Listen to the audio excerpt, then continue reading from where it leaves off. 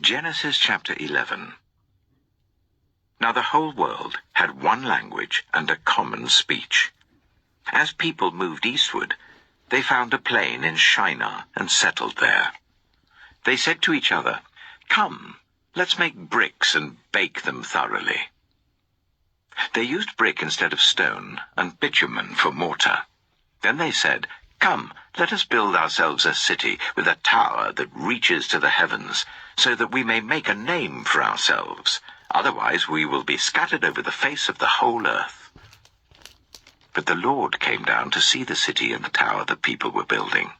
The Lord said, "If as one people speaking the same language they have begun to do this, then nothing they plan to do will be impossible for them. Come, let us go down and confuse their language, so they will not understand each other." So the Lord scattered them from there over all the earth, and they stopped building the city. That is why it was called Babel, because there the Lord confused the language of the whole world. From there the Lord scattered them over the face of the whole earth. This is the account of Shem's family line. 2 years after the flood, when Shem was 100 years old, he became the father of Arphaxad. And after he became the father of Arphaxad, Shem lived 500 years and had other sons and daughters. When Arphaxad had lived 35 years, he became the father of Shelah. And after he became the father of Shelah, Arphaxad lived 403 years and had other sons and daughters. When Shelah had lived 30 years, he became the father of Eber. And after he became the father of Eber, Shelah lived 403 years and had other sons and daughters. When Eber had lived 34 years, he became the father of Peleg. And after he became the father of Peleg, Eber lived 430 years and had other sons and daughters. When Peleg had lived 30 years, he became the father of Reu. And after he became the father of Reu, Peleg lived 209 years and had other sons and daughters. When Reu had lived 32 years, he became the father of Serug. And after he became the father of Serug, Reu lived 207 years and had other sons and daughters. When Serug had lived 30 years, he became the father of Nahor. And after he became the father of Nahor, Serug lived 200 years and had other sons and daughters. When Nahor had lived 29 years, he became the father of Terah. And after he became the father of Terah, Nahor lived 119 years and had other sons and daughters. After Terah had lived 70 years, he became the father of Abram, Nahor, and Haran. This is the account of Terah's family line. Terah became the father of Abram, Nahor, and Haran. And Haran became the father of Lot. While his father Terah was still alive, Haran died in Ur of the Chaldeans in the land of his birth. Abram and Nahor both married. The name of Abram's wife was Sarai, and the name of Nahor's wife was Milcah. She was the daughter of Haran, the father of both Milcah and Iscah. Now Sarai was childless because she was not able to conceive. Terah took his son Abram, his grandson Lot, son of Haran, and his daughter-in-law Sarai, the wife of his son Abram, and together they set out from Ur of the Chaldeans to go to Canaan. But when they came to Haran, they settled there. Terah lived 205 years, and he died in Haran. Genesis chapter 12. The Lord had said to Abram, "Go from your country, your people and your father's household to the land I will show you. I will make you into a great nation, and I will bless you.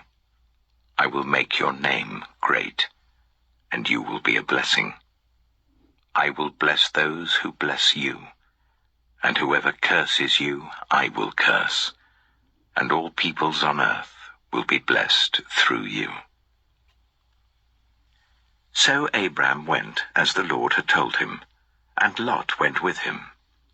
Abram was 75 years old when he set out from Haran.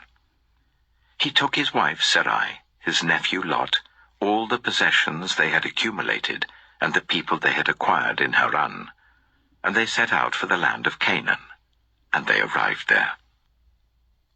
Abram traveled through the land as far as the site of the great tree of Moreh at Shechem. At that time the Canaanites were in the land. The Lord appeared to Abram and said, "To your offspring I will give this land." So he built an altar there to the Lord who had appeared to him. From there he went on toward the hills east of Bethel and pitched his tent, with Bethel on the west and Ai on the east. There he built an altar to the Lord and called on the name of the Lord. Then Abram set out and continued toward the Negev. Now there was a famine in the land, and Abram went down to Egypt to live there for a while because the famine was severe. As he was about to enter Egypt, he said to his wife Sarai, "I know what a beautiful woman you are. When the Egyptians see you, they will say, 'This is his wife.' Then they will kill me, but will let you live. Say you are my sister, so that I will be treated well for your sake, and my life will be spared because of you." When Abram came to Egypt, the Egyptians saw that Sarai was a very beautiful woman. And when Pharaoh's officials saw her, they praised her to Pharaoh, and she was taken into his palace. He treated Abram well for her sake, and Abram acquired sheep and cattle, male and female donkeys, male and female servants, and camels. But the Lord inflicted serious diseases on Pharaoh and his household because of Abram's wife Sarai. So Pharaoh summoned Abram.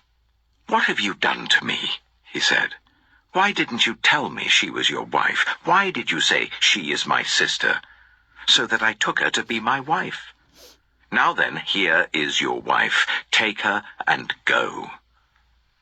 Then Pharaoh gave orders about Abram to his men, and they sent him on his way with his wife and everything he had. Genesis chapter 13.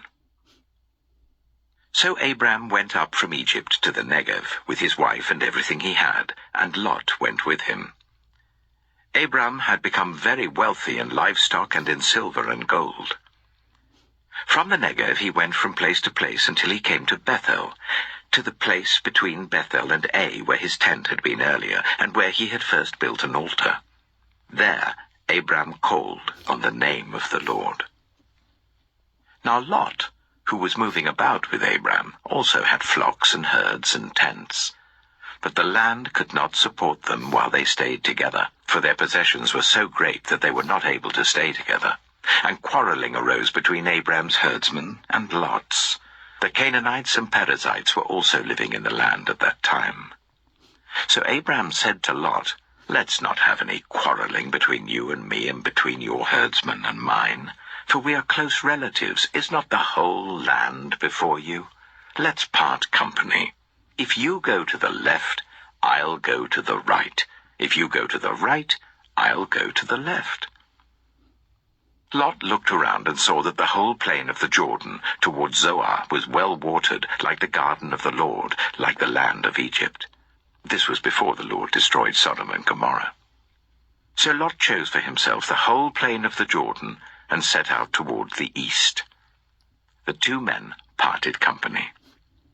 Abram lived in the land of Canaan, while Lot lived among the cities of the plain and pitched his tents near Sodom.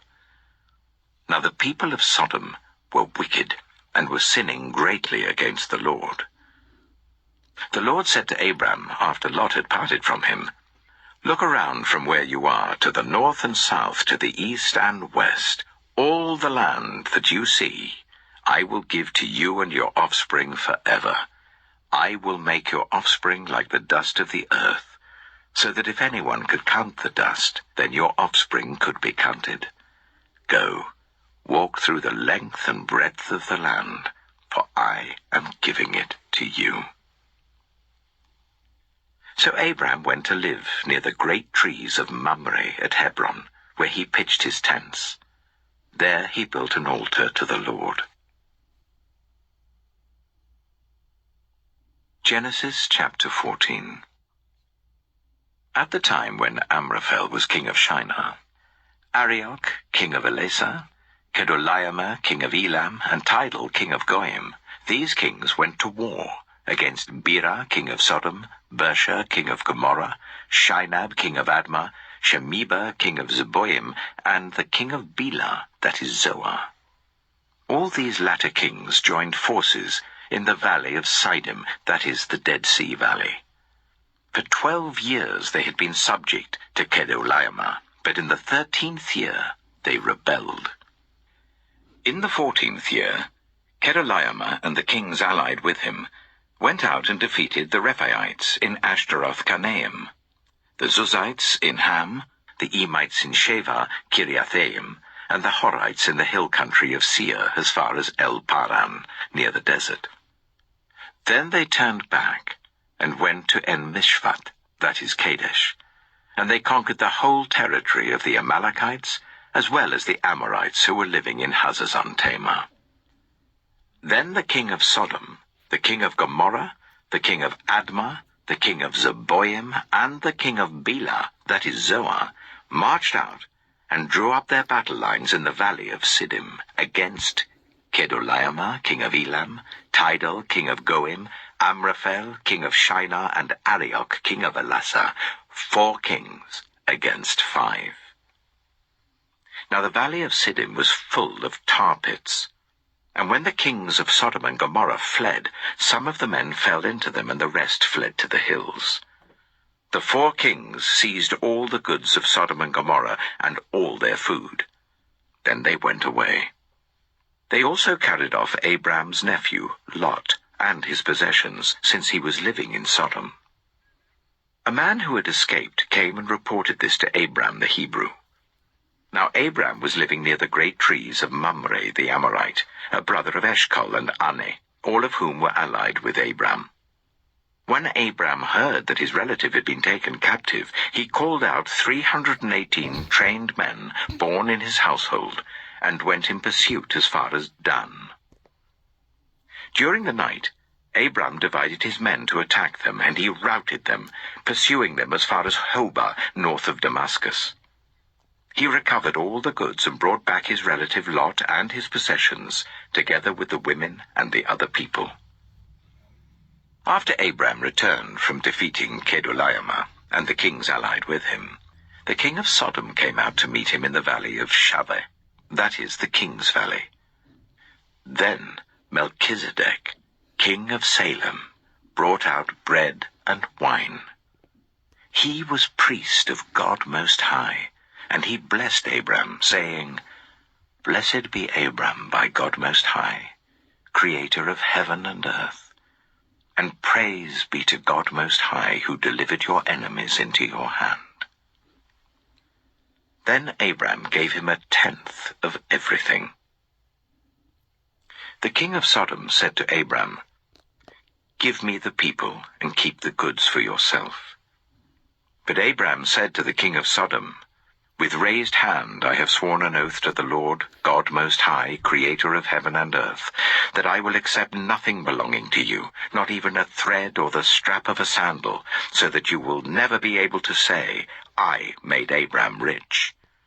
I will accept nothing but what my men have eaten and the share that belongs to the men who went with me, to Ane, Eshcol, and Mamre. Let them have their share. Genesis chapter 15. After this, the word of the Lord came to Abram in a vision.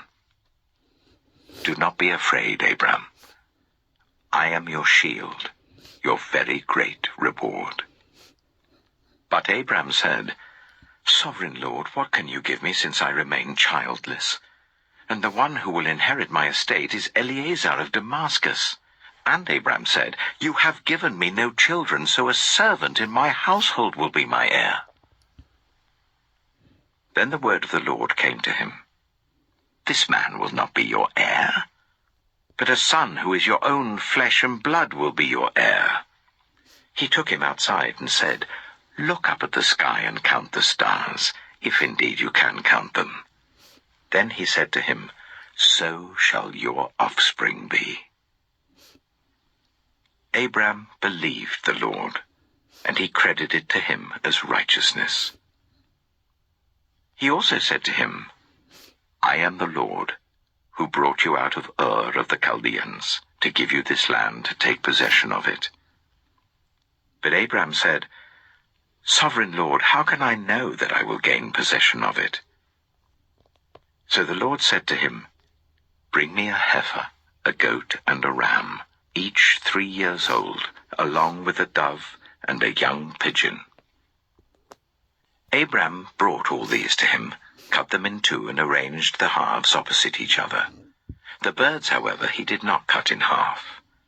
Then birds of prey came down on the carcasses, but Adam drove them away. As the sun was setting, Abram fell into a deep sleep, and a thick and dreadful darkness came over him. Then the Lord said to him, "Know for certain that for 400 years your descendants will be strangers in a country not their own, and that they will be enslaved and ill-treated there. But I will punish the nation they serve as slaves, and afterward they will come out with great possessions.